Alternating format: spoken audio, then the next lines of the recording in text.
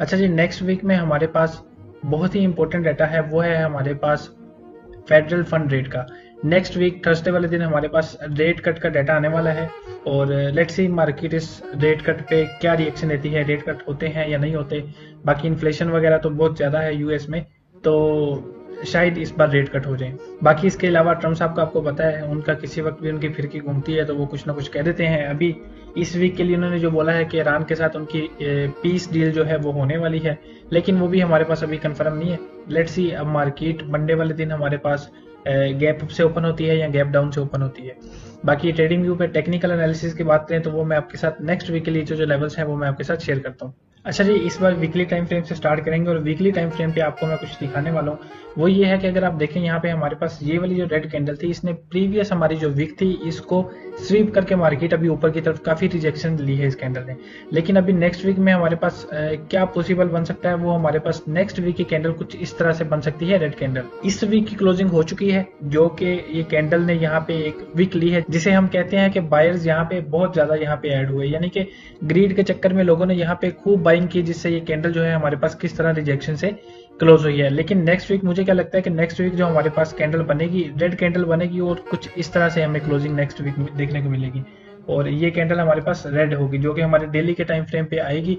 यहाँ तक मार्केट हमें देखने को मिल सकती है और अगर इस एरिया को मार्केट ब्रेक कर देती है तो उसके बाद हमारे पास जो नेक्स्ट एरिया है वो 3200 तक का हो सकता है। इसके बाद चलते हैं डेली के टाइम फ्रेम में।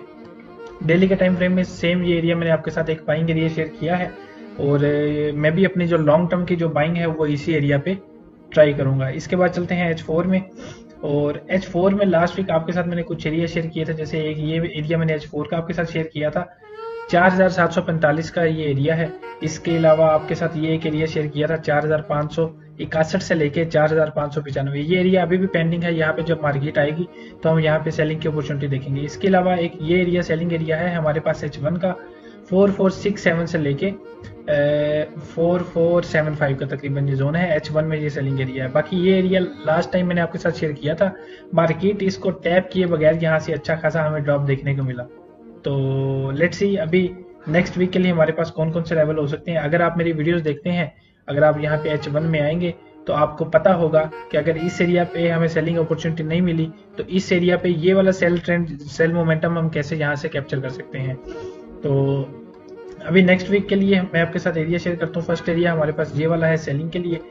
इसकी मैं अगर आपके साथ वैल्यू शेयर करूं तो इसकी वैल्यू है 4339 से लेके 4364। ये हमारे पास H1 में एक सेलिंग एरिया है। इसके अलावा हमारे पास ये एक सेलिंग एरिया है H1 में 4269 से लेके 4274। ये H1 में हमारे पास अच्छा सेलिंग एरिया है। अगर मार्केट इस एरिया के ऊपर क्लोजिंग दे देती है H1 की तो उसके बाद हम यहाँ पे बाय का सेटअप देख सकते हैं और टारगेट हमारा 4339। लेकिन जब तक इसके ऊपर H1 की हमें क्लोजिंग नहीं मिलेगी यहाँ पे हम सेल की ट्रेड ही प्लान करेंगे। बाकी इसके बाद M15 में चलते हैं और M15 में जो सेटअप बनता है वो भी आपके साथ शेयर करता हूँ। इस बार लेवल्स हमारे H4 के पहले के लेवल्स ही पेंडिंग है, तो उनको स्टिल आप अपने चार्ट के ऊपर मार्क रखें, वो भी काम करेंगे। अच्छा, ये एक M15 में एरिया था हमारे पास सेलिंग के लिए। अगर आप मेरी वीडियोस देखते हो, स्ट्रक्चर कैसे मार्क करना है ये ऑलरेडी आपको मैंने बताया हुआ है, तो ये सेलिंग की अपॉर्चुनिटी मैंने कैप्चर की थी। इसके अलावा अगर हम बाई की बात करें तो एक एरिया हमारे पास यहाँ पे है, ये वाला। इसकी अगर मैं आपके साथ वैल्यू शेयर करूं तो इसकी वैल्यू है 4112 से लेके 4118। ये हमारे पास M15 में एक बाय एरिया पेंडिंग है। मार्केट अगर यहाँ पे आती है तो हम बाय की अपॉर्चुनिटी देखेंगे। ओवरऑल मार्केट का जो ट्रेंड है वो सेल में ही है, लेकिन बाय के लेवल पे भी हमें रिएक्शन कुछ ना कुछ देखने को मिलेगा। इसके अलावा एक एरिया हमारे पास ये वाला है। इसकी अगर मैं आपके साथ वैल्यू शेयर करूं तो इसकी वैल्यू है 4164 से लेके 4170। ये भी M15 में हमारे पास बाय एरिया पेंडिंग है। और इसके अलावा अगर हम इस जोन में देखें तो ये मार्केट तकरीबन रेंज कर रही थी, तो इसमें तो हमारे पास कोई सेटअप नहीं है। अभी M15 में अर्ली बाइंग के लिए भी हमारे पास ये एरिया है 4170। और अगर हम सेलिंग की बात करें तो सेलिंग के लिए हमारे पास जो अच्छा एरिया है वो है 4269 से लेके 4274। इसके अलावा M5 को भी देख लेते हैं। M5 में हमारे पास कुछ भी नहीं है, रेंज है, बिल्कुल मार्केट रेंज में है। और ये जो मैंने आपके साथ एरियाज शेयर किए हैं इनको अपने चार्ट पे आपने लाजमी ड्रॉ कर लेना है। M15 के 2 बाइंग एरिया आपके साथ शेयर किए हैं, डेली के टाइम फ्रेम का एक बाई एरिया आपके साथ शेयर किया है, H1 का एक एरिया है जो हमारे पास नेक्स्ट वीक में अच्छा हमें रिएक्शन देखने को मिल सकता है। एक H1 का एरिया ये है और एक H1 का ये है। बाकी H4 के लास्ट वीक वाले एरियाज हमारे पास ऑलरेडी मार्क हैं, तो आप भी उनको स्टिल मार्क करें। इसके अलावा BTC को भी देख लेते हैं। अच्छा जी, BTC में मैंने आपके साथ लास्ट वीक 2 एरिया शेयर किए थे सेलिंग के लिए।